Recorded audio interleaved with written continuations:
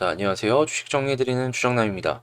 오늘도 미국 시장부터 어떤 식으로 지금 끝났고 한국 시장 어떤 식으로 봐야 될지 보도록 할게요. 첫 번째, 일단 CPI랑 PPI가 높게 나오면서 이 미국의 인플레이션 우려가 계속되고 있는 상황입니다. 한데 그러한 우려 속에서도 이 미국 국채 금리의 상승이 제한되는 모습을 보여주면서 대형 기술주들의 강세가 보여져 이 다우 S&P 나스닥 필라델피아 모두 상승 마감하는 모습을 보여줬습니다. 자, 그리고 존 윌리엄스 뉴욕 연은 연설에서는 고정 소득을 버는 사람이 인플레이션으로부터 덜 보호받는다라는 언급을 했고요. 특별하게 화폐에 대한 얘기는 아직 안 한 상황입니다.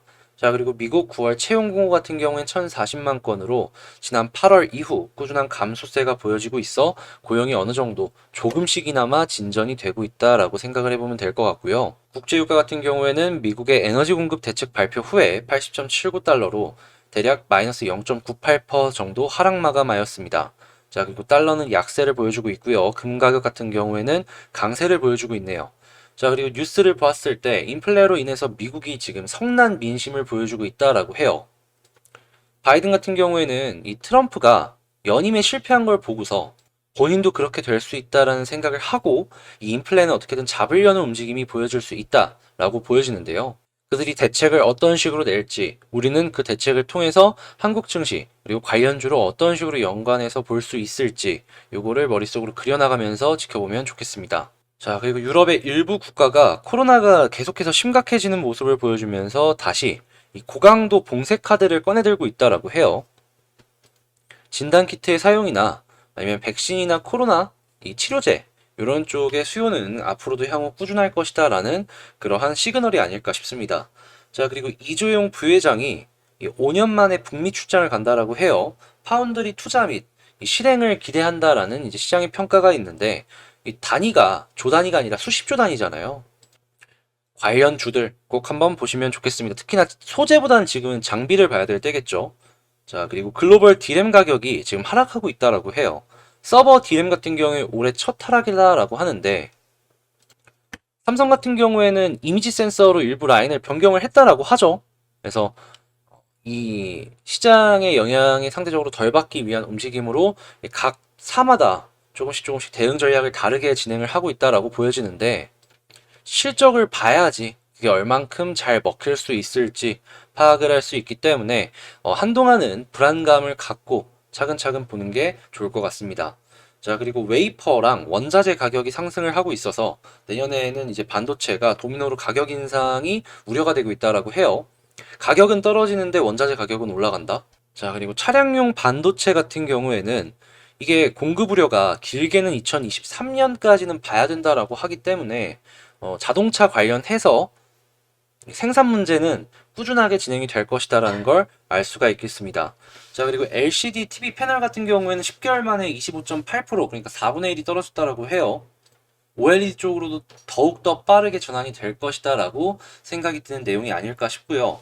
요소수 대란으로 다시 요소수 대란으로 다시 요소수 대란으로 시멘트 운반이랑 생산에 비상이 걸리고 있다라고 해요. 거기다가 민주당에서 몇몇 의원이 시멘트세를 지금 의회에다가 강행 통과를 시키겠다라는 처리 조짐이 보인다라고 하거든요. 이러면 연간 250억에서 500억 정도를 세금으로만 추가로 더 낼 수도 있다라고 하는데 시멘트 쪽 같은 경우에 이런 악재들이 있기 때문에 향후 건설에 대한 붐으로 인해서 실적이 조금 올라갈 수 있다라고 하더라도 불안감 때문에 떨어질 수 있으니까 조심을 해야 되겠죠. 시멘트 조심하시길 바라고요.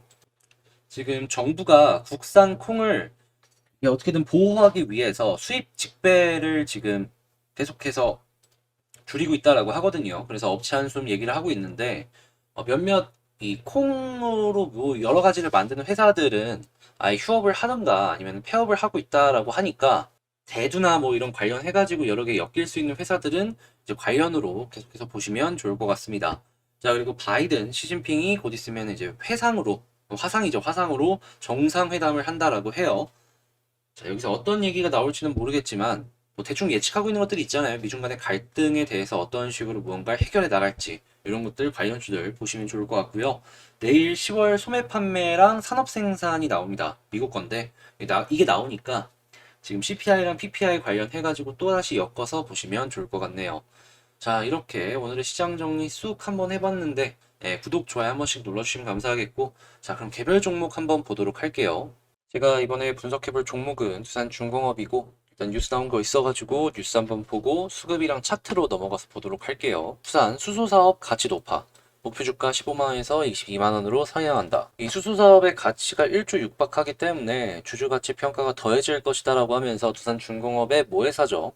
두산의 이 목표 주가를 올려야 된다라고 얘기를 하고 있는데, 이걸 봤을 때 보다 더 직접적으로 지분법 이익을 얻을 수 있는 부분이 뭐냐라고 보면은 중공업이죠.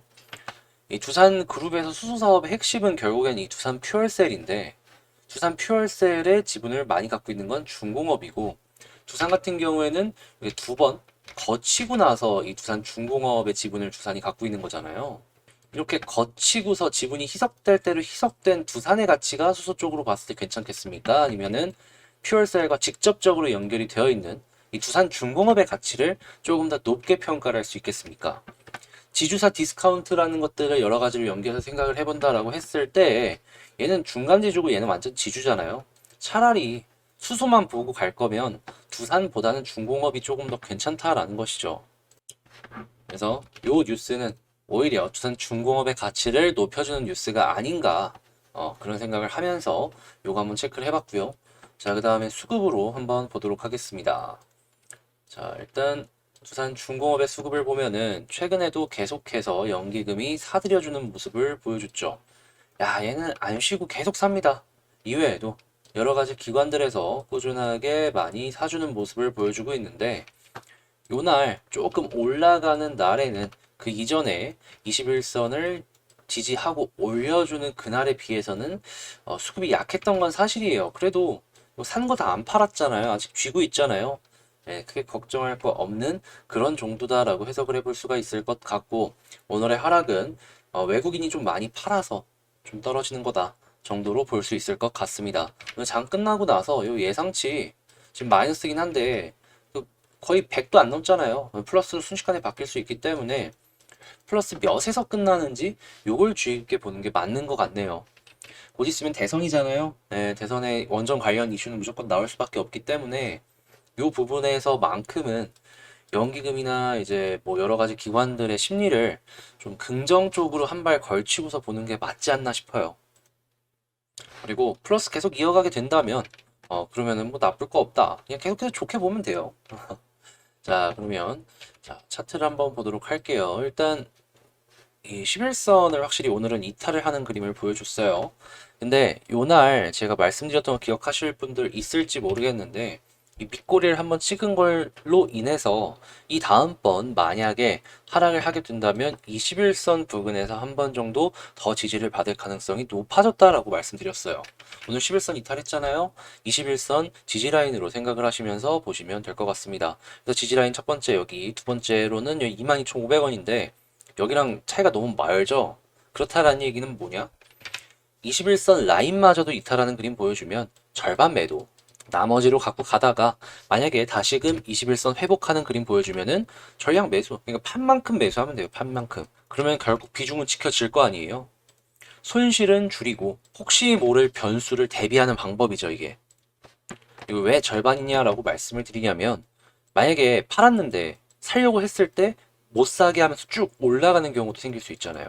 아, 나 이거 팔았으면 안 되는데 라는 생각을 들 수 있기 때문에 절반 정도 일부 물량 한번 들고 가보는 거예요.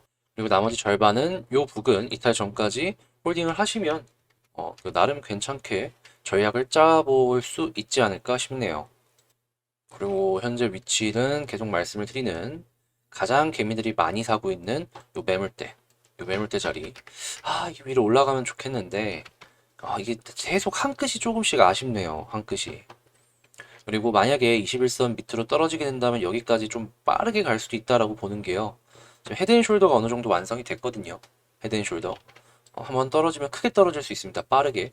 그래서 이제 그 부분도 생각을 하시면서 보시는 게 좋을 것 같네요. 근데 만약에 여기서 떨어지는 거 없이 반등을 한다? 그렇다라고 해서 헤드앤숄더가 끝났다라고 보면 안 돼요.